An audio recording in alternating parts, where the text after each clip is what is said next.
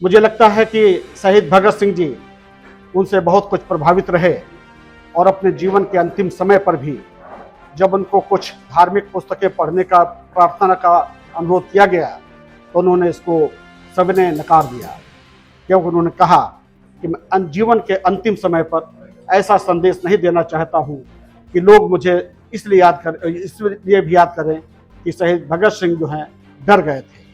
अपने जीवन के अंतिम क्षण तक वो अडिग रहे और अपनी बात के ऊपर अड़े रहे और कभी भी किसी भी चीज़ से समझौता नहीं किया और देश के लिए अपना सर्वोच्च न्यौछावर कर दिया। जब बात हमारे कुछ अन्य नेताओं की आती है, जिसमें डॉक्टर राम मनोहर लोहिया का आता है प्रसंग, तो राम मनोहर लोहिया 23 मार्च 1910 एक ऐसा दिवस है जो उनके जन्मदिन से जुड़ा हुआ है। वास्तव में 23 मार्च एक बहुत बड़ी तारीख है, इतिहास के पन्नों में दर्ज है कि 23 मार्च के ही दिन भारत के विभाजन की भी नींव पड़ी थी, क्योंकि 23 मार्च को ही 1940 में लाहौर रेजोल्यूशन पास हुआ था, जिसमें मुस्लिम लीग ने एक प्रस्ताव रखा था कि मुस्लिम बहुल इलाकों के आधार पर भारत का विभाजन होना चाहिए, हमें हिंदुओं के साम्राज्य से अलग होना चाहिए। और शायद ये भारत के विभाजन की पहली स्टेप थी जो लाहौर में मुस्लिम लीग ने रखी थी।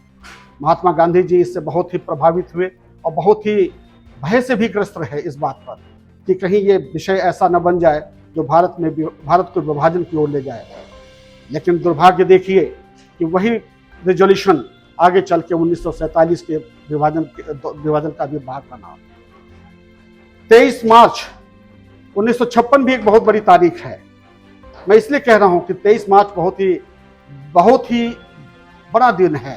23 मार्च वो दिन है जिस दिन पाकिस्तान धर्म के रूप में एक ऐसा देश माना गया जो पहला मुस्लिम राष्ट्र बना। और शायद आज भी आप देख रहे हैं कि 23 मार्च में उस मुस्लिम राज्य बनने वाला, मुस्लिम डेमोक्रेटिक स्टेट बनने वाला आज किस स्थिति में है। शायद दुनिया में इससे बदतर कोई देश नहीं है अगर हम कुछ अफ्रीकी देशों को छोड़ दें।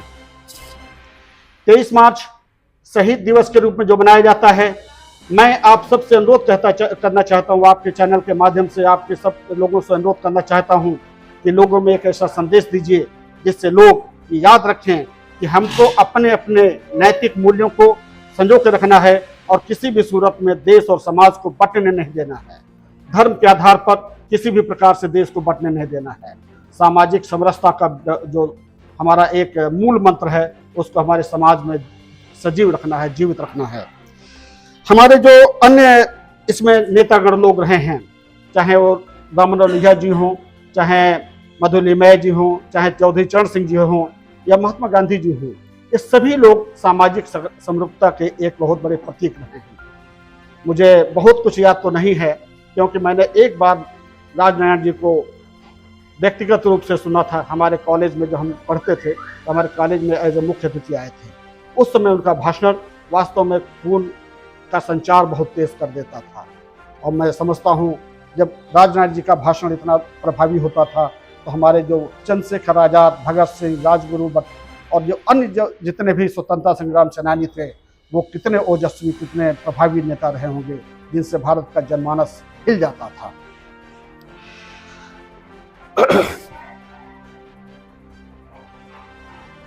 भारत का विभाजन, महात्मा गांधी का जो दर्शन है, मैं तो ये भी मानता हूँ कि कहीं न कहीं हमारे इन तीनों शहीदों से भी बहुत कुछ प्रभावित रहा है।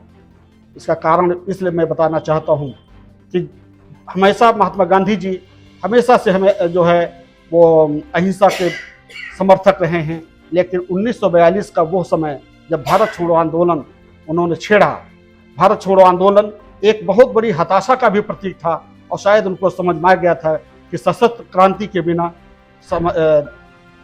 स्वतंत्रता नहीं मिल सकती है।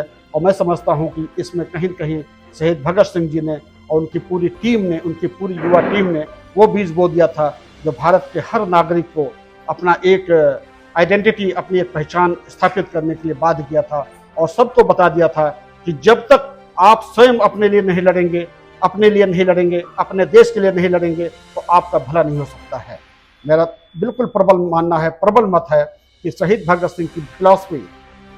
सिंह जी की फिलॉसफी हिंदुस्तान के लिए अपरिहार्य है, इसका कोई भी विकल्प नहीं है। बहुत कुछ न कहते हुए बहुत लोग वक्ता लोग हैं, मैं आप सबसे विदा चाहता हूँ और एक बार पुनः शहीद दिवस पर इन तीनों शहीदों को साष्टांग नमस्कार प्रणाम करता हूँ। जय हिंद, जय भारत।